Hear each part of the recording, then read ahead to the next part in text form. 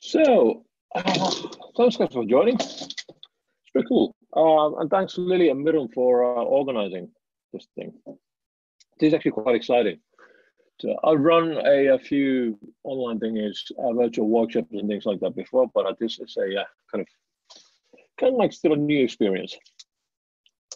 And thanks for tuning in. So, what I'm going to talk about today is a bit of like, I've been trying to reflect and collect things and ideas where we are, where I am, where we are as makers, industry, designers, creative people.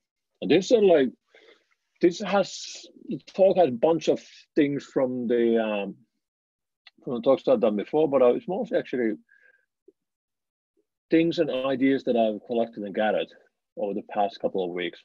And I hope there's some insights in between the lines, at least for you.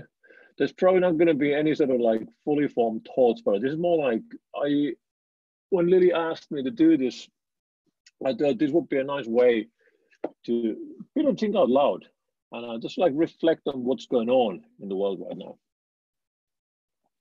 I'm going to run a quick experiment as well. So there's a Miro board in that URL. So it's open to edit as a guest, so you don't have to identify yourself. And there are basically two questions which are related to things that I talk about in this talk as well. And just have a go with that. Fill out some ideas, and I'm going to share and do a bit of synthesis on that afterwards, and then let's see what comes out of it. Let's see. I can copy the address, but let's see how. I'm really cautious about Zoom's presentation mode. It's not fully compliant on Mac. So the address is on the chat as well. So let's get going. This is one of my favorite quotes and books about futures. So Alan Toffler, a futurist, wrote a book called Future Shock, I think 40, 50 years ago already. And he had this very sharp insight that the future seems to always come too fast and in wrong order. And with the COVID-19 pandemic, I think we are pretty much in the middle of all this right now. So I've been using this example in my talks for a couple of years, and this whole COVID-19 situation basically accents all of this. So we've done, you've probably done as well, a lot of like visionary work as well. And it's sort of like, another thing I've been using as an example is sort of the gap between, to illustrate the gap between reality and the vision. It's sort of the 2016 Toyota Prius concept car with the flying back door and the model that came out. But I think 2020 is like, we're basically moving onto the Mad Max territory here. So it's completely uncharted waters, which is a bit scary, but that's what makes it exciting as well. So some of you probably seen this before. I made a thing called the Actionable Futures Toolkit to illustrate and probe and build scenarios of plausible and possible futures a few years ago. And then we've been applying these kind of things to our work for some time now. My colleague of mine, Virpi Vaittinen, led the creation of New Normal, which is a report that we released early February, I think. It's basically a collection of behavioral phenomena that are relevant to companies now and beyond 2020. And it's kind of funny, the phenomena and behaviors that we have collected here are still very valid. But basically what has happened is that the actual naming itself kind of like went sour pretty fast. That is quite amusing, actually. So we kind of like the new normal is that the idea started from that there's no normal anymore. But oh man, if we'd know what to expect like 2 months from the release. But yeah, here we are in the middle of post-normal. So what I do for work is all kinds of stuff. We do in our work, we try to accent and increase the value of the companies and ideas we work with. So we build on customer insight, customer foresight, and try to build the right kind of growth for companies and turn that into products and services, products, interfaces, all that stuff. I've been especially working with a lot of startups, so kind of figuring out how to actually make the core and the purpose of the product or idea concrete and help companies to achieve their goals, be it like new funding round, be it an exit, be it a more tangible aligned vision around the future and things like that. And this is very interesting. So now I counted, we're roughly, give or take, like 96, 7 days from the HWO's public health emergency, late January this year.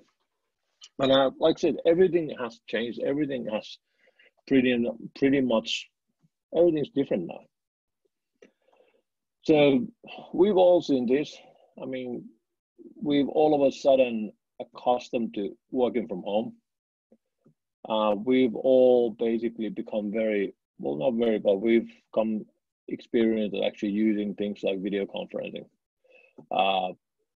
Yeah, the working from home has a lot of memes, has effects on us as well. But at least from my behalf, this has been surprisingly easy shift. Of course, there are people who still attend meetings on a potato, but it's kind of like Zoom turned the Snapchat lens, snap camera off, so you can't do it anymore. But it's all part of the learning curve, right? And these are kind of like memes stem from reality. Memes stem from real ideas and things that are going on in people's head that they find interesting, amusing, and so on. And this kind of like crystallizes a lot of the change, right? So we've been talking about that we are actually making ourselves busy for a long time, but we've done nothing about it. And we've come to realize that a lot of the meetings we've had before actually could have been emails, they could have been Slack messages, they could have been handled in many, many other ways.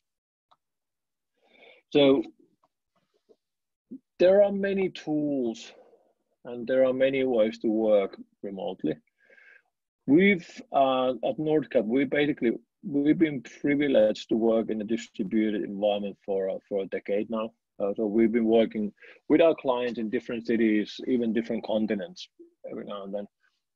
And this kind of like has been easy, but still the shift has been surprisingly hard in terms of like every session comes serious all of a sudden. You can't just like pop up in a meeting and like just go with the flow, but you have to prepare. You have to build things, and you have to be, especially when there are people from different backgrounds, you have to be really conscious about the speed you take them as well. And from the corporate end, this is actually pretty interesting. So Microsoft CEO Satya Nadella just said this week or two ago that they've seen 2 years worth of digital transformation in 2 months. So basically, the whole COVID-19 working from home has forced a lot of companies to change their behavior because there's no option. All of a sudden, working from home, remote work has been possible, and that has pretty interesting effects in both short, medium, and long term, I would say. So first, there's been this sort of first response. So a lot of companies actually have stepped up on the crisis as well. So Nike's been turning their sneakers into face mask. A lot of sports equipment companies like Arc'teryx, they're making hospital gowns.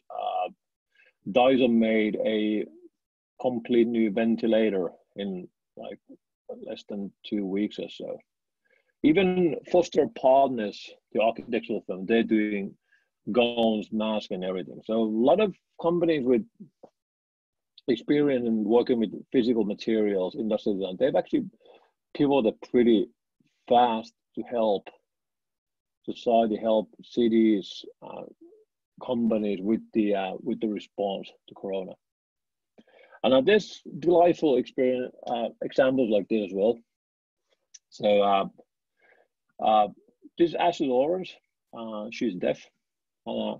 She made a face mask for herself and for her community to actually understand what the other people are talking about. So lip reading with face mask.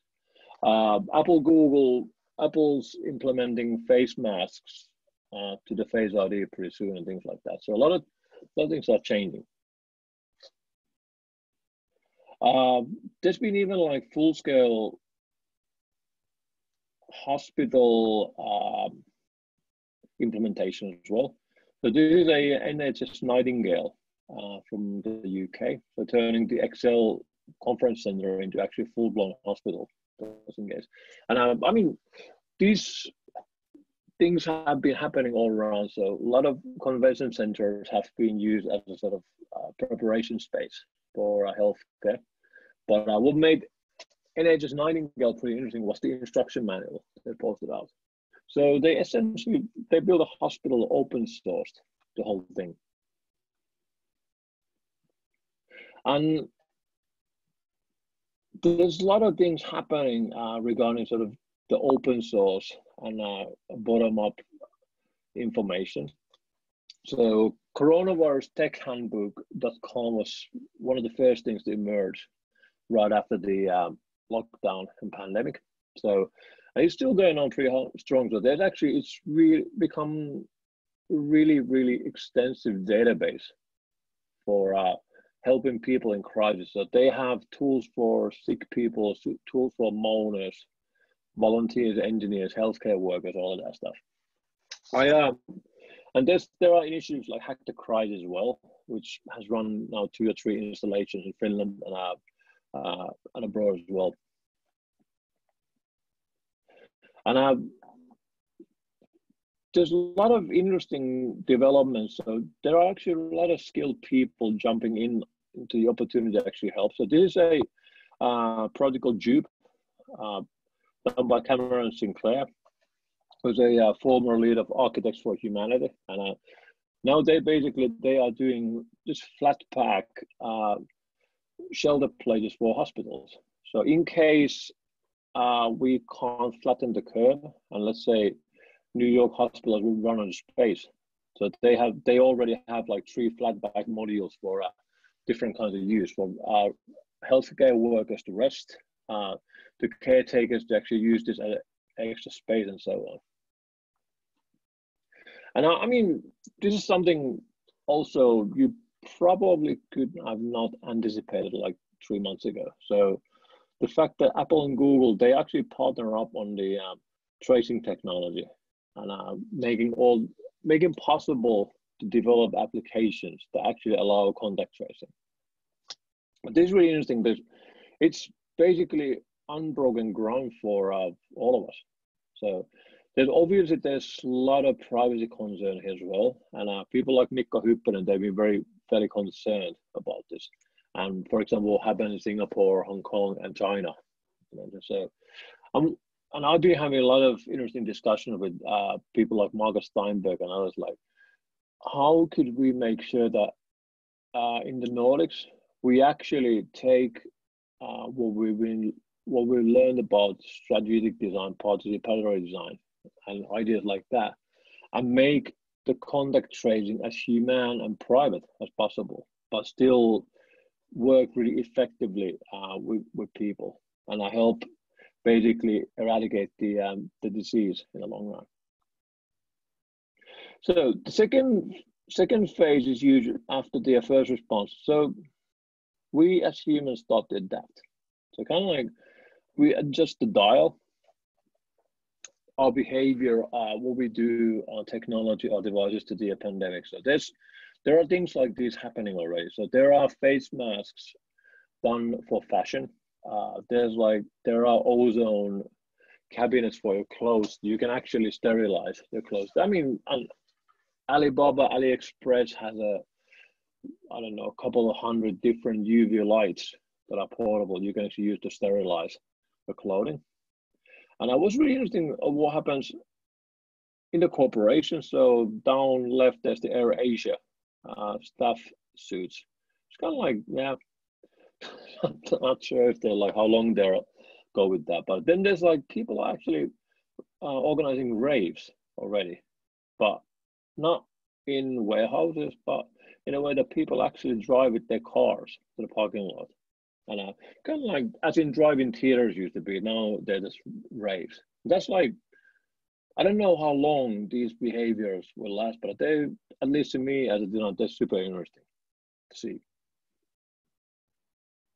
And this is really interesting. So a research fellow from Oxford University quoted this in an article. So basically, Zoom raves, they're fun, but they feel like work.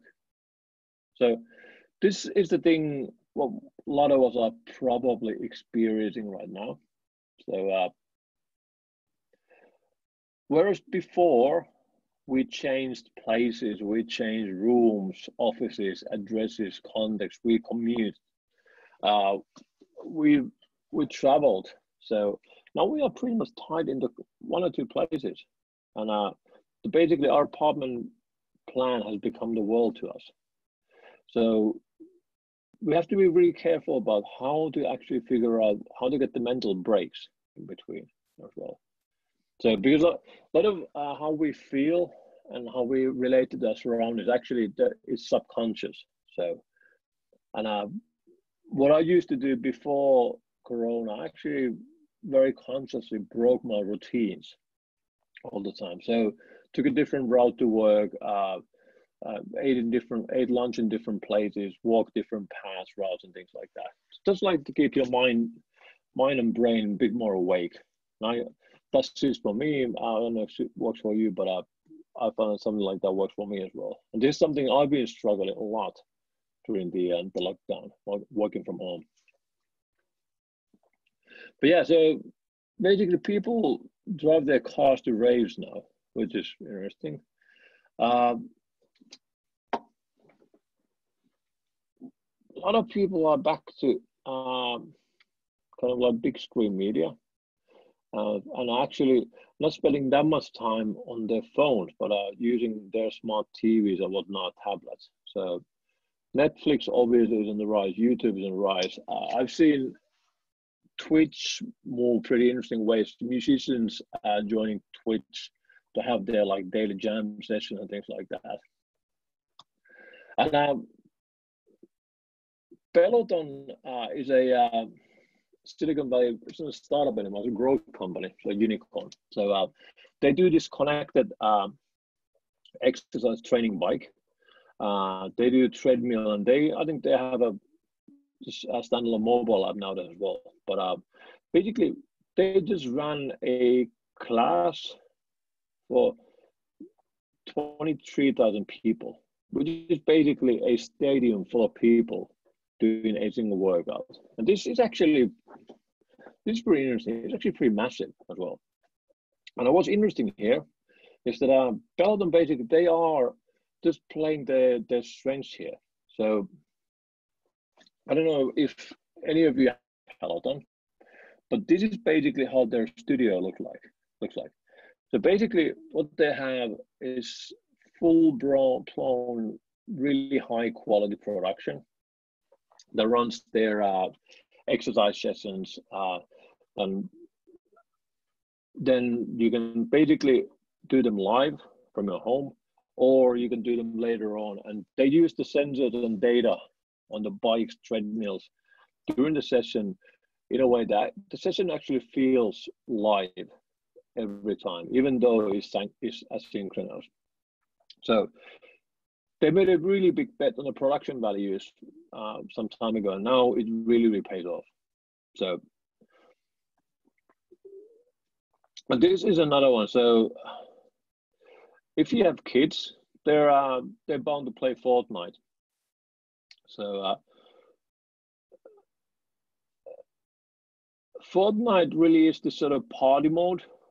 Just I think a few days ago, and they kind of connected that with a live performance by Travis Scott a week or two ago, and basically it was like this crazy 3D experience on steroids with 12.3 million viewers live and total 27.7 viewers over the next week on like I think 5 separate sessions. But this is, I don't know, I'm an old fart, so I kind of I get this, but then I don't get this at all, and that's what makes it actually quite cool. And this things like this, what City Helsinki Milton Zone did with the May 1st celebration as well, they're on the verge of something completely different and new. This sort of like this is actually quite exciting time in that respect. Experiment and build new things like this. And there's a actually really hilarious article in Rolling Stone where someone who never played Fortnite before went for the live show and basically got slaughtered 3 times before the show started. And but yeah, so a lot of things we know will change forever, but it's really hard to know how just yet. So air travel is one of them.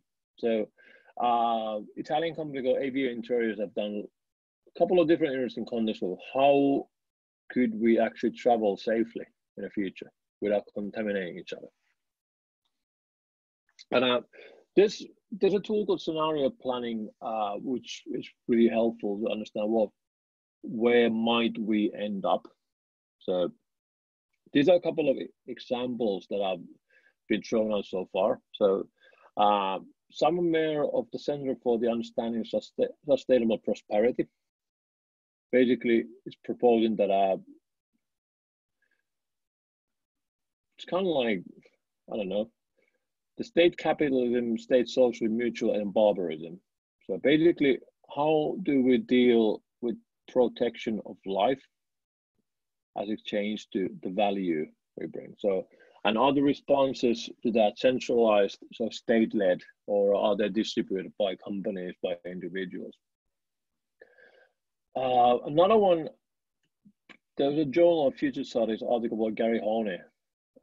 He proposed this kind of like, there's the favorite Star Trek luxury communism, so global cooperation and kind of new humanity, social justice, and then at the downside of that, so that there's an opportunity actually world kind of like starting to reverse on globalization. So putting on borders and barriers, and even getting back into sort of partially what got us here in the first place, the hyper-capitalism. So basically liberalism, neoliberalism, and things like that. And a third one pretty interesting is from Deloitte. So they've on the same lines, but there's really interesting divide here between like the lone wolves. So basically isolation in states, policies with rolling pandemics, and are basically isolating countries and companies as well. And on the other angle is that like there are good companies. So basically large companies like Apple are stepping already up as a key part of the solution and kind of like accelerating what they call here stakeholder capitalism. There's a whole report out of this somewhere. I'll post the links on our blog after the session today. But what's interesting here is that every economic shift is an opportunity for reconfiguration. So basically, China runs without cash.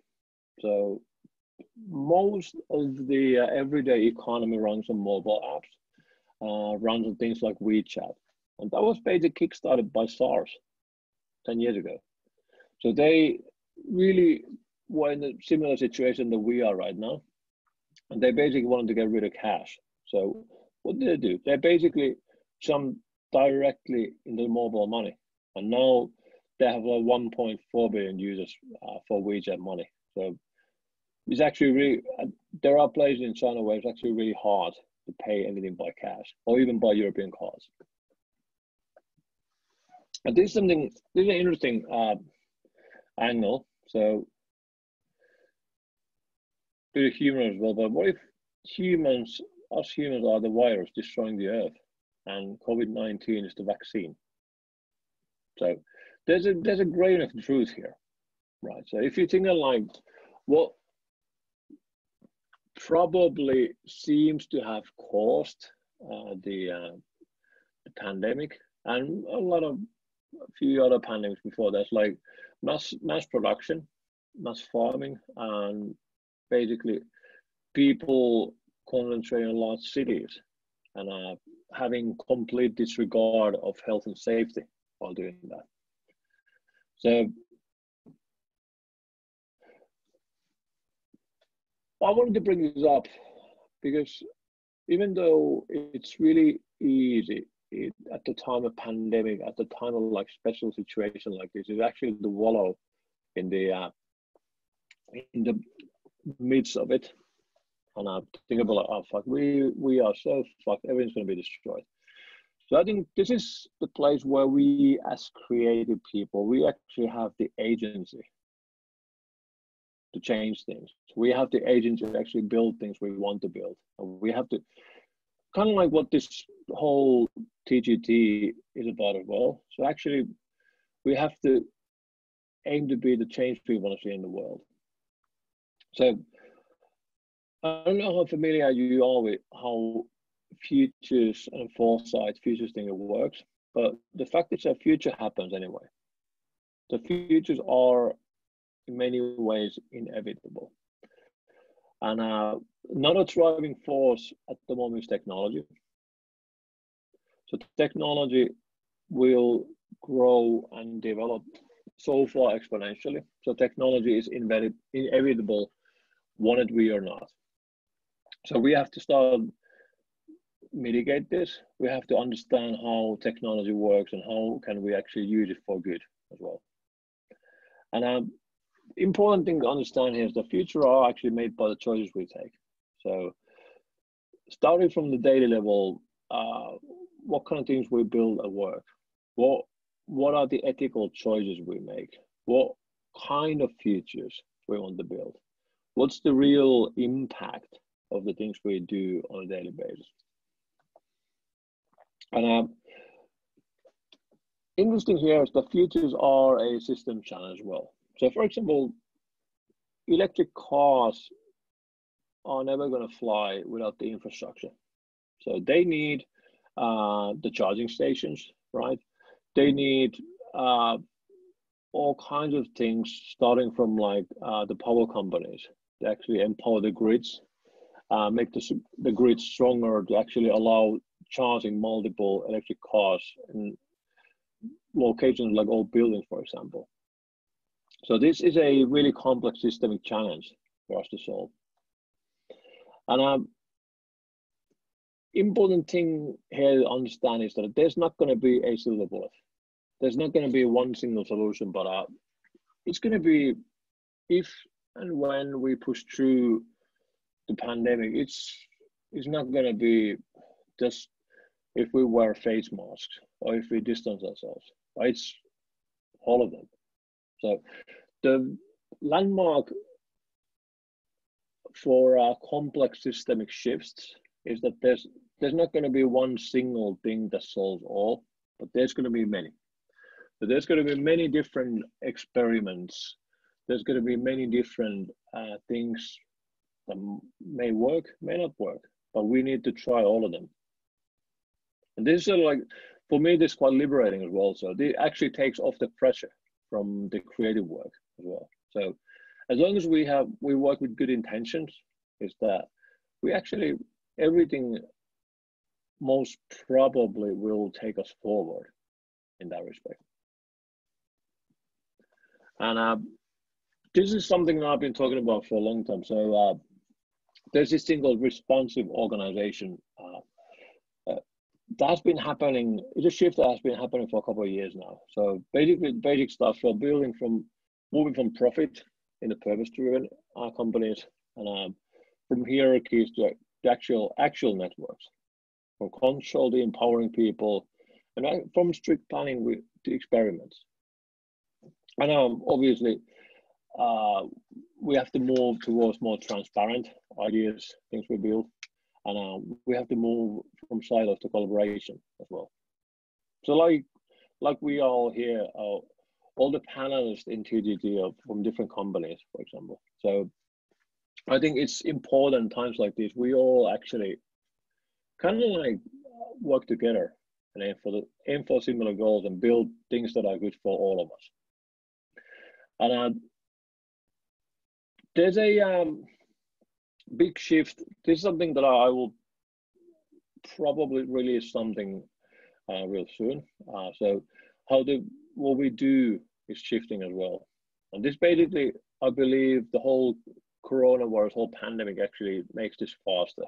So we move from physical to mixed digital to immaterial abstract things. And we have to actually start considering how do we design, not just the change, but how do we design the transition towards a better world? How do we design the dreams we aim for?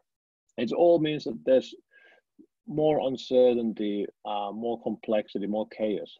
But that's something I have to learn how to navigate as designers and creative people. So way we approach this now is kind of basically borrowing a couple of things from complexity theory. So figuring out what are the possible futures that we actually have. What are the futures we want to embark towards? And then we need to figure out where we are right now. We need to be pretty realistic here. So what's the reality? So for example, if we were talking about changing, transforming a company here. So a company will have stories. So what the HR, PR, marketing tells, but then there's going to be narratives within the companies, what the people really say. So now it's not going to happen. It's made in Germany in the 80s, but that's not going to work. But then we have to figure out and crystallize what's the purpose of the people? What's the purpose of the company that was originally built up to begin with, and how to align them? So basically, build experiments, build behavioral change to probe speculation experiments. And as in the previous slide, so basically anything goes here. There's no right or wrong. There's no one single way to do that, but probably many different ways at the same time.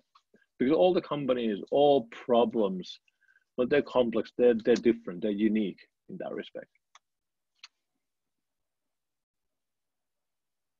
And there's hope as well. So basically, the change is getting faster, but for the first time, there's been many thought pieces out there that actually say that what coronavirus actually has shown is that we as humanity, we can actually unite for a cause. So there's going to be more pandemics in the future. There's going to be more crises stemming from climate, from economy, diversity, all that stuff. So we now know that we can actually come together. We can solve pretty big things. So, and the ripple effects here are pretty interesting. So there's been many numbers about air pollution, for example. So here's a study that says that coronavirus lockdown likely saved 70,000 lives in China alone, just by reducing pollution. And similar observations are coming off from all around the world as well. And the flip side of that is that the actual carbon emission actually hasn't gone down that much. I think it's 5.5%, even though the world is basically grounded to a halt. And that's something really interesting to actually observe and try to understand, where do the emissions actually come from? Heating, building, all that kind of stuff. So the 3 phases that I used earlier, they're actually from, I borrowed from Bruno Latour. So he released this really interesting paper on where to land after the pandemic. It's actually a paper and a platform late March, and that's really worth reading. And basically, he describes the 3 phases that how they work. There's the first response, adjusting the dial, like so, and then there's like the phase of no turning back. So basically, I think we are now moving beyond the first response, and we're now adjusting. So kind of like we're doing the hybrid work where we actually start understanding where we really are right now, where we might go from here. But what's really interesting here is that it's actually the deep underlying systemic change that we make on the 3rd phase. So there's like, if you look at the numbers from Microsoft, Netflix, big corporations, they kind of like, they're growing now. But how do we make sure that it's not going to be just a couple of companies? And how do we make sure that the old people are not left alone for half a year because we want them to isolate? Things like that. There's all kinds of like really big, hairy questions in our near future regarding this. But the thing here is to sort of like to understand that basically, even though the world seems very grim at times, there's not going to be a one single future. There's not going to be a one single experience for us, but there's going to be many. The futures are always plural in that respect. So, and that means we actually have a say on like what are the futures that will come here. So what are the sort of magical optimal futures we want to aim for? This is sort of like, even though we are now in a very more different place right now than we were like a few months ago, this is still the thing. So we actually have a say, but we have to be aware of this. We have to figure out how can we keep ourselves sane to actually have the impact and not lose hope. Because I think at this phase, having hope and being optimistic is actually probably the best thing we can do for ourselves and for our families, for the community. So the question is, what is the post-normal that will eventually become the new normal again? And what is the post-normal we want? We actually have choice here. And as creative people, we have a massive power here as well to do that.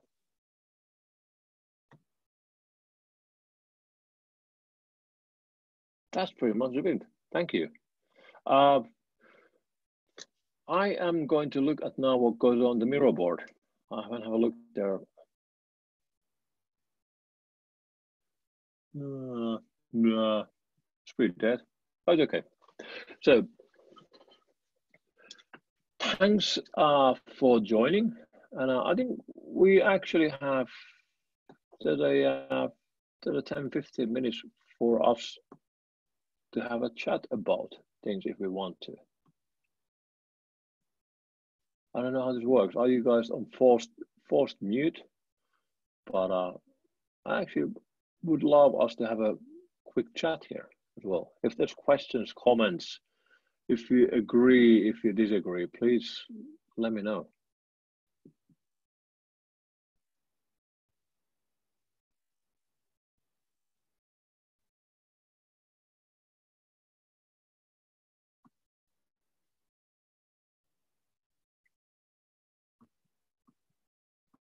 This actually is interesting.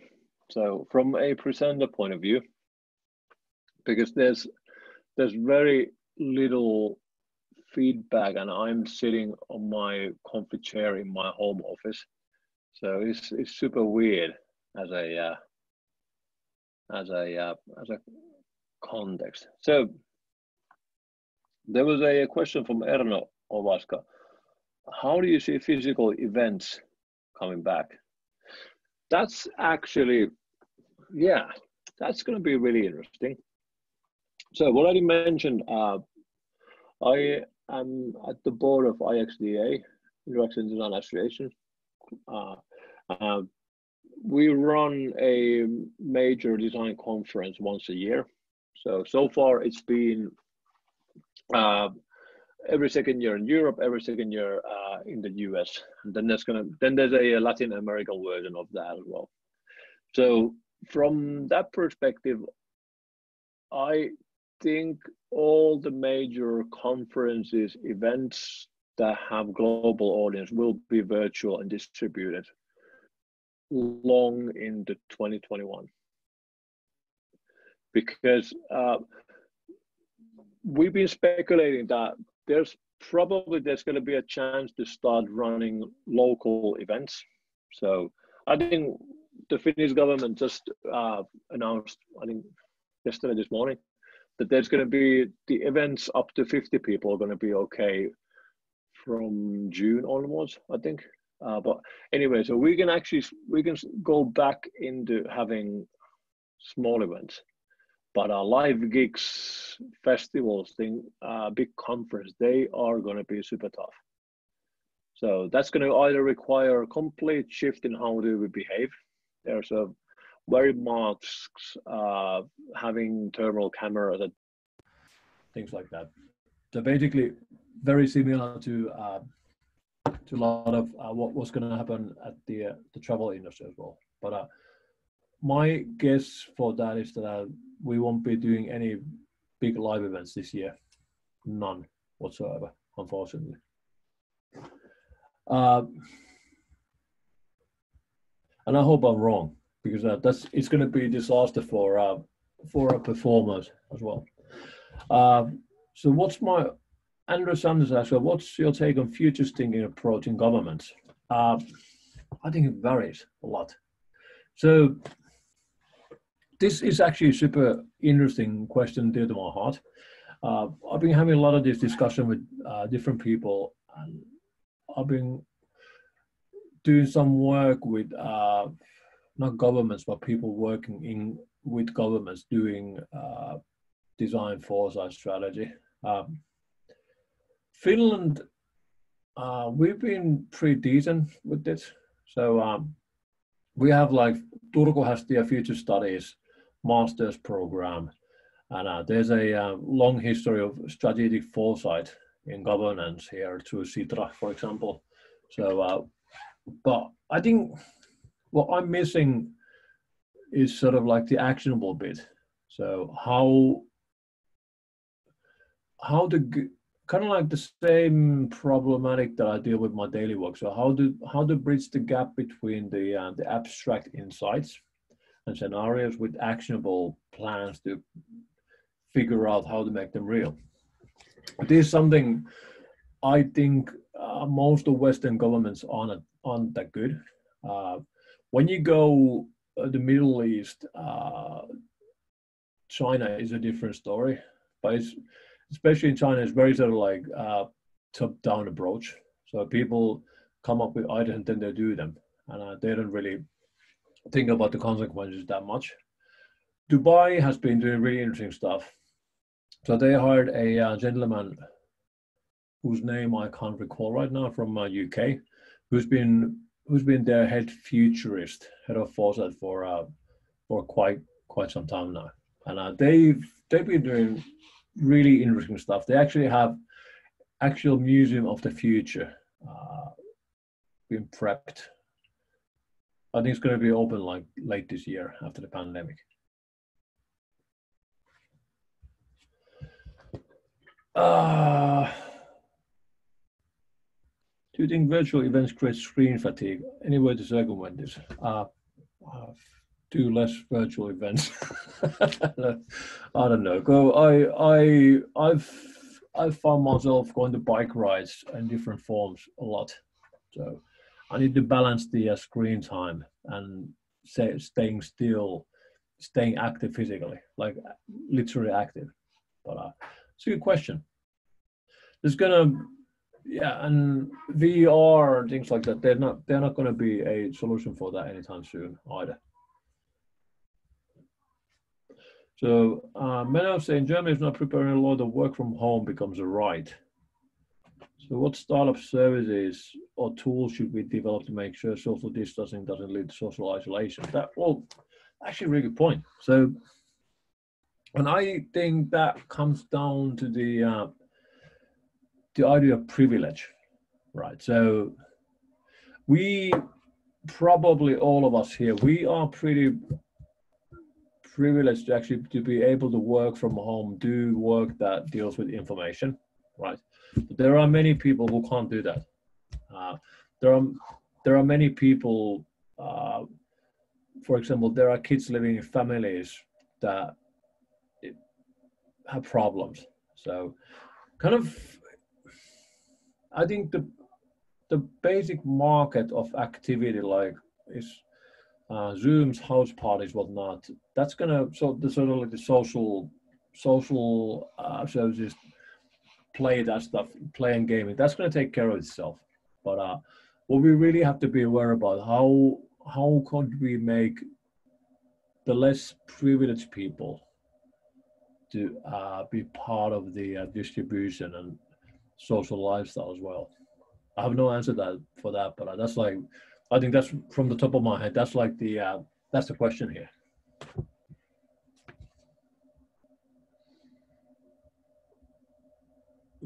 As consultants, we are now helping clients to choose stability rather than growth. Does this shift the role models of brand, product marketing, etc. we might use? As from Stuart. So I mean, yes, and it should. So and just sort of like disclaimer, when I talk about growth, I don't mean growth by numbers. I don't mean growth by absolute numbers, but I mean, well, how I see growth is like getting better. So providing better service, being a better workplace, being a better work environment, and so on, being a better company for the world, things like that. So I hope the role models will change. They should. There are examples like now. So the US consultant, us too, they declared themselves as a B company like 6 months ago or so.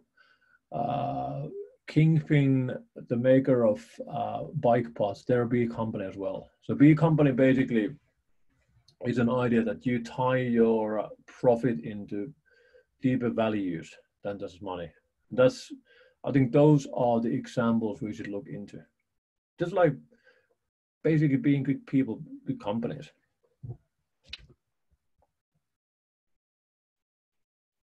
Yeah, Lisa points out that there are, in Finland, there's 70,000 kids living in families where there are problems in substance use, in Finland only.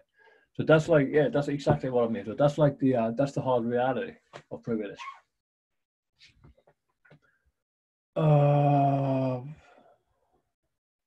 So Rika asks like, I think there's not enough futures thinking or value thinking in creative offices. I agree. We should bring the new sustainable normal in the front line of communication creative industry. Is there something we could do for that? Lead by example, I think. So there's a lot of work that have been done already in different fronts on like different facets of futures, foresight, sustainability, and I guess it's time we start pulling that together and basically kind of like gain depth into the ideas. So same way as we have to redefine the idea of growth a bit, we should redefine what we talk about when we talk about futures as well. So futures, like I said, futures are always plural, and everything design makes happens in future one way or another. But it's a question of like when does it happen and how far in the future. So that's kind of like that's where we need to kind of educate the industry, educate our clients, everyone. So actually have the value of like spotting opportunities in the future instead of just following the market.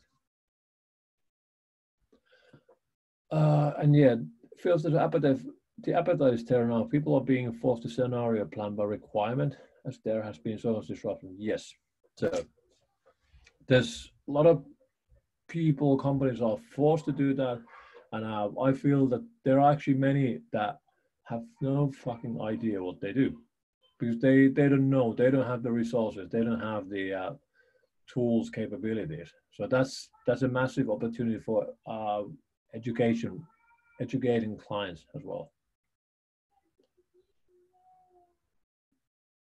3 strategic advices for companies when business go back to normal by Erno. Like, Jesus Christ. That's a big question to end. So, number 1, do not go back to normal. Reconsider where you were, what you have learned. Basically, comes down to, depends on like what kind of company, but all of us, we've learned a thing or two about remote work, so that we should basically keep that up. And basically what I would start is to redefine a normal, so not consciously not going back to normal where we were, but actually getting together, reflecting what we've learned during the past couple of months, and then basically taking it from there. So how all meetings probably are unnecessary, for example. All meetings shouldn't last 60 minutes, things like that. So basically, little details. And I mean, probably varies a lot of like what kind of work you do. I actually miss a lot the energy in a shared room when you think out loud and build things with people. But that's something that's probably irreplaceable. That's going to stay. But a lot of the sort of the work, the normal work, I think we consider can be very easily done from anywhere, let's say.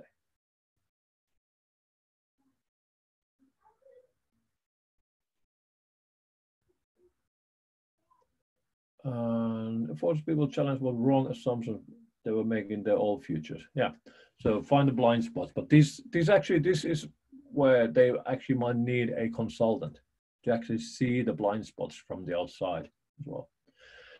And I think this is a question of Lily. So any advice? So how to avoid applying yesterday's logic when planning ahead into the future? That's a really good question. Question everything. I think, and kind of like applying yesterday's logic. So basically, that has been somewhat of an issue before as well. So people actually, a lot of decisions we've made actually have been data driven. So, and data by default is something that happened.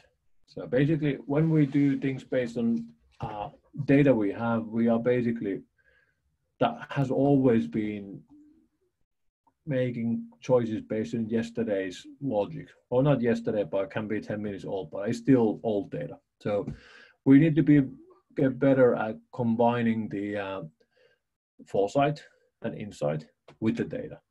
So it's not going to be either or, but understanding what happened before and understanding that that's not going to be a guarantee that it will happen again. But with, for example, ethnography, we can understand why did these things happen. And then basically, then we take the consumer insight and foresight, then we mash all that stuff together. Then we get the real truths and well, not truths, but better ideas on where to head.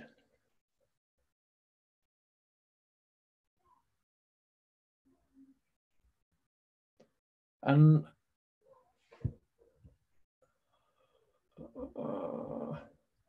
so, can it be that our relentless need to control everything makes us incapable of moving forward? Yes, absolutely. So I think, and I've been talking about this for a long time with many people, I think with you, Lily, as well, that basically, in order to actually achieve the impact we want, we actually have to let go of control. We have to let go of the impression of being perfect, and have to accept the fact that everything's a prototype. Everything's like Mark Stickton said, everything has a shitty first draft. Everything's an experiment anyway. So we have to figure out how to make the experience, how to make them constantly, how to measure them, how to get better at that. But yeah, control probably, yeah, someone understood, basically we need to embrace the unknown. Yes. So, I mean, kind of like trust the process in a way. And I know that for a designer, especially, that's a really hard thing to learn. So basically embrace the blank paper, because it's fucking scary, right? So exposes everything you don't have in a moment, but then you just basically need to push through. And what I've found is that like it's actually easy to just like start from anywhere. Don't think too hard, and just like go for it. Then use what you do and make to learn more about what you do. Kind of like, I don't know if you're familiar with the idea of sense making, but that's like sense making as an idea is basically based on learning by doing, experimentation. So that's kind of like, that's the crux of it. That's the point.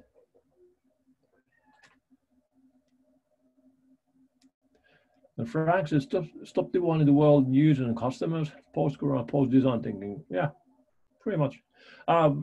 Language is hard though, because I've kind of like, I've tried to battle against like the customer user words for a decade now. I still have hard time coming up with better nouns. I mean, humans, people, yes, but then, yeah, it depends. But yeah, so it's a whole another wormhole about human-centric design thing, all that stuff. Let's not go there unless we want to spend another hour here. But yeah, I agree with that. So Lily says there might be a chance to stretch out and change our thinking, but requires us to get out of the way of our own egos and leave behind risk-free mediocrity. Yes, fuck mediocrity. So that's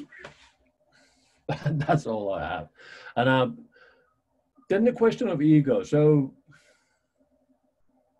get on meditation, for example. Get on understanding and knowing yourself a bit better, to know your faults, so you can actually be a better teammate, better co-worker, better consultant partner, whatever. And that's kind of like the end goal of that is actually to go past your own ego. Listen to Alan Watts. That he's rest in peace, but he was good.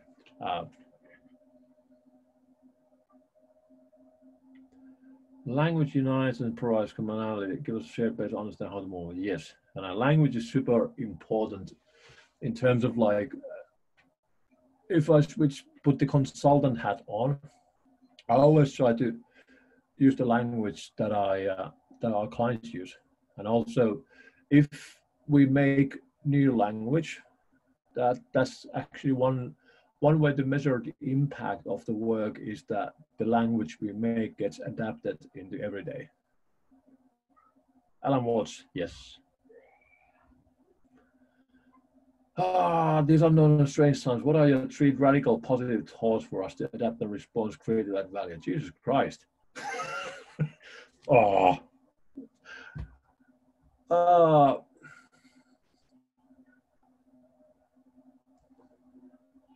I will actually answer that later on. That's a really interesting question. I don't want to just like throw something here. I think we've talked about a lot of the ideas of like getting rid of your ego, embracing complexity, abandoning mediocrity. I don't know if they're radical, but they are the things we must do, I say.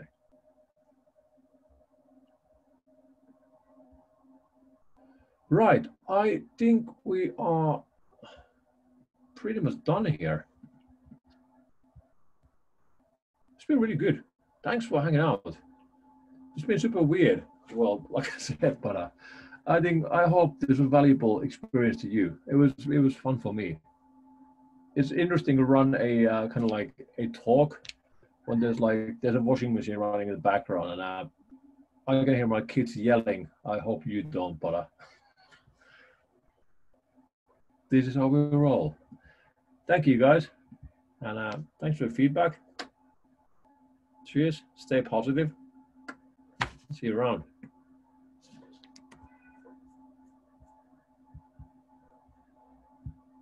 And yeah, one more thing. So if you want to chat, I'm on Twitter at Samin.